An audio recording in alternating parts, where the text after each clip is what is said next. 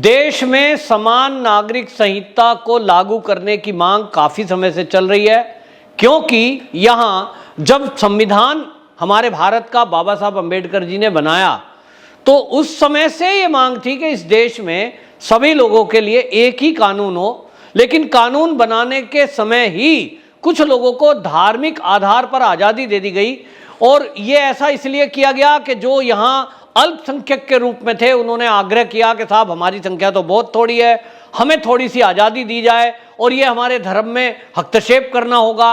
और तुष्टीकरण के कारण उसी समय से हमारे कानून में धार्मिक आज़ादी के आधार पर कुछ धर्म के अनुयायियों को ये छूट दे दी कि भाई ठीक है, जो विवाह, तलाक, संपत्ति का अधिकार और पैतृक संपत्ति का अधिकार, इनके लिए उनको धार्मिक आधार पर छूट दे दी गई, जिसका नतीजा ये हुआ कि बड़ी तेजी के साथ इस देश की जनसंख्या बढ़ने लगी, कई समस्या बढ़ गई, क्योंकि जो इस्लाम के मानने वाले लोग हैं उनके अनुसार वो एक से अधिक शादियां कर सकते हैं, 3 तलाक दे सकते हैं।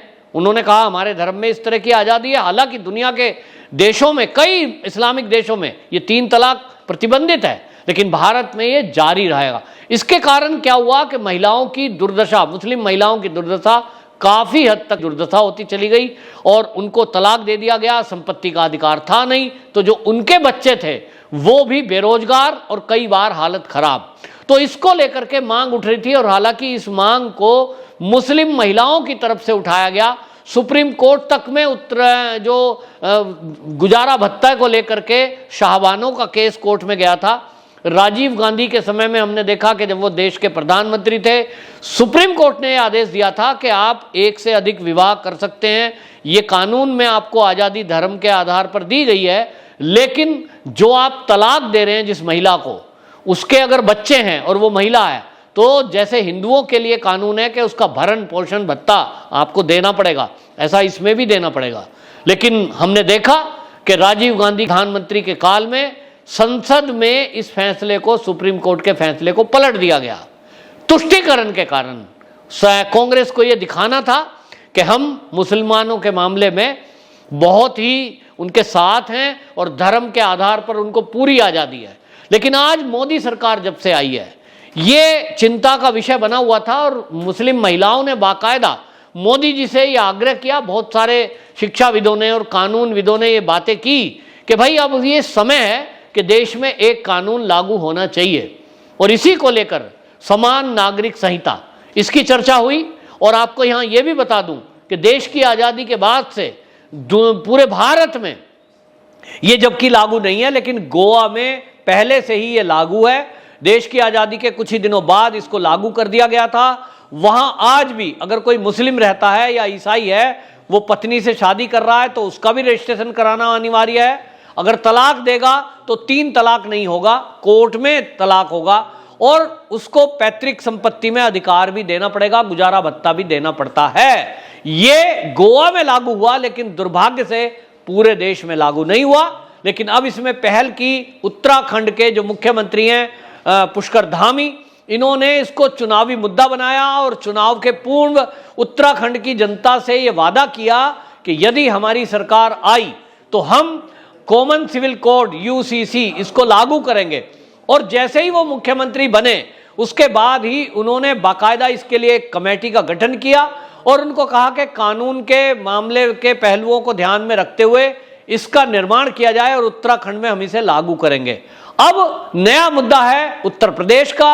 उत्तर प्रदेश के उप मुख्यमंत्री केशव प्रसाद मौर्य ने बाकायदा एएनआई से बात करते हुए कहा है कि हम भी उत्तर प्रदेश में इस तरह का एक कानून बनाने के लिए विचार कर रहे हैं। हालांकि पूरे देश में समान नागरिक संहिता लागू होने की जरूरत है।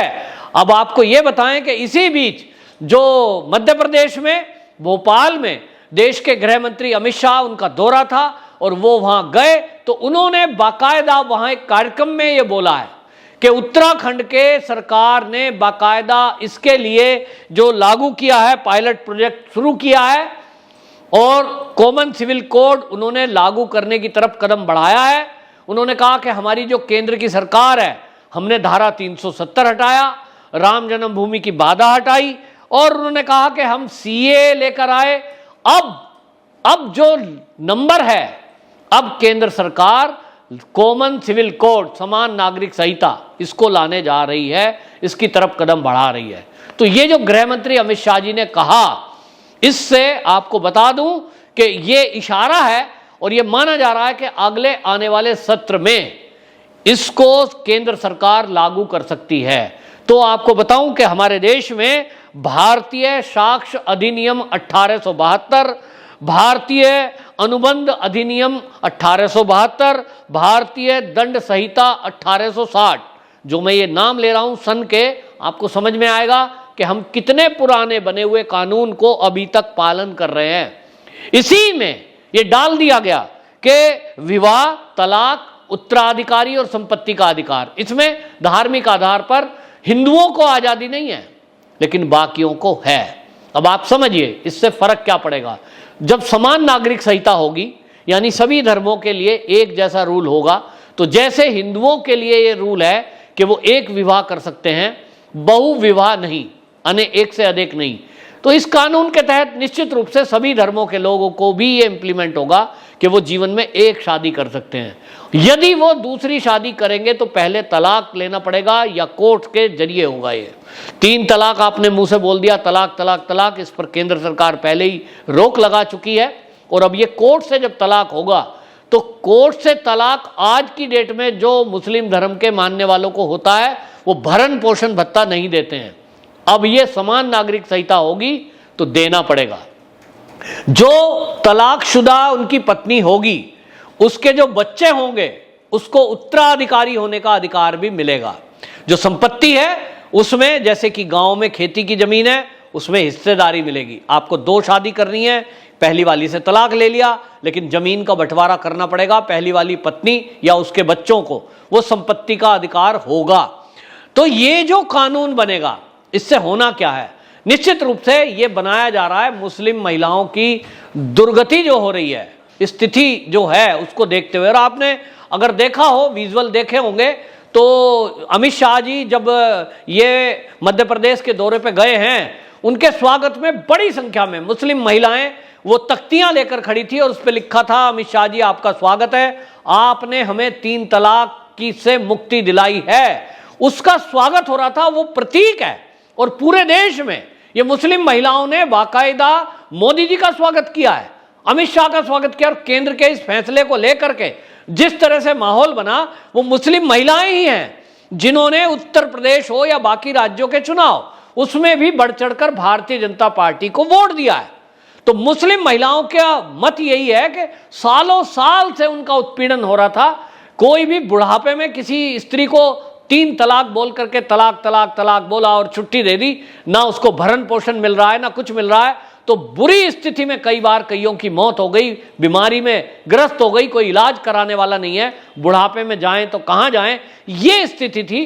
कईयों की बच्चों को शादी करने के लिए पैसे नहीं है। वो जो स्थिति थी उससे निकालने में केंद्र सरकार ने उनकी मदद की जब 3 तलाक को खत्म किया। अब वो 3 तलाक तो खत्म हुआ कि भाई आप 3 बार बोल करके तलाक नहीं दे सकते, लेकिन कोर्ट के जरिए दे सकते हैं या कानूनी पहलू करके दे सकते हैं। लेकिन उसके बावजूद भी अभी भी वो बाकी चीजें आना बाकी है और ये समान नागरिक संहिता से होगा। इसके और क्या परिणाम होंगे, तो आप समझे कि जब समान नागरिक संहिता लगेगी तो एक ही विवाह करेंगे। आज के समय में युवक जो है वो 1 से अधिक शादी कर सकता है। उसने एक विवाह किया, 5 बच्चे पैदा हुए, तलाक दे दिया, फिर अगली से शादी हुई, फिर 5 बच्चे हुए अगली के, फिर तलाक दे दिया। वो फिर इस तरह से करके 20-25 बच्चे पैदा कर देता है।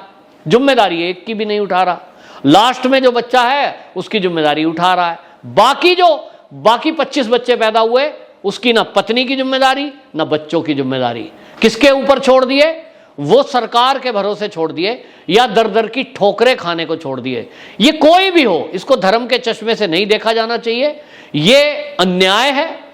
कोई भी धर्म ऐसा नहीं कहता कि आप किसी स्त्री या बच्चे को इस तरह से भूखा मरने के लिए छोड़ दें, असहाय छोड़ दें, उसका उत्पीड़न करें।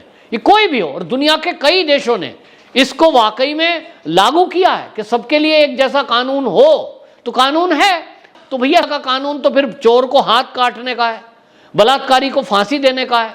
जब उसको आप स्वीकार नहीं करते तो फिर अपनी सुविधा के अनुसार इस कानून को क्यों लागू करने के लिए आप विरोध करते हैं? तो ये विरोध होगा, विरोध हुआ है, लेकिन जिस तरह से मोदी जी के काम करने का तरीका है कि मोदी जी देश हित में और समाज हित में, लोगों के हित में और खास तौर पे महिला कल्याण के लिए वो जो निर्णय कर लेते हैं उसको लागू करते हैं। निश्चित रूप से जिस तरह से उत्तराखंड ने शुरुआत की है, उसके बाद अब उत्तर प्रदेश से भी ये आवाज आ रही है, इसी तरह मध्य प्रदेश की धरती में खड़े होकर ये बात की गई है। तो भारतीय जनता पार्टी के जिन जिन राज्यों में शासन है वहां तो आप मान ही लो कि सबसे पहले कानून बनाकर उसको इंप्लीमेंट कर दिया जाएगा, अमली जामा पहना दिया जाएगा। रही बात केंद्र की, तो केंद्र ने भी जैसा अमित शाह जी ने उद्घोषणा की है, इशारा कर ही दिया है कि आज नहीं तो कल इसको अमली जामा पहनाया जाएगा। लेकिन कब, तो जहां तक मैं समझता हूं कि हमने देखा है केंद्र सरकार जो भी कानून लेकर के आती है देश हित और समाज हित के, कुछ लोग, गैंग है पूरा, वो पूरा सड़कों पे उतर जाता है, विरोध में उतर जाता है, न्यायपालिका तक को इन्वॉल्व करते हैं, विदेशों तक के लोग लग जाते हैं और पूरा इकोसिस्टम काम में लग जाता है। मोदी को बदनाम करने के लिए षड्यंत्र किए जाते हैं।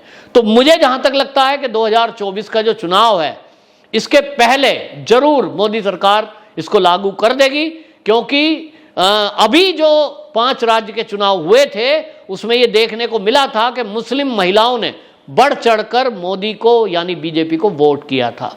तो ये उसको ध्यान में रखते लिए भी है, लेकिन अब इसमें सारे कानूनी पहलू क्या क्या हो सकते हैं उस पर अध्ययन करने की जरूरत है। और इसलिए कानूनविदों को ये काम दिया गया है कि आप हर पहलू पर अध्ययन करें, उसके बाद सोच समझ कर ही इसको लागू किया जाएगा।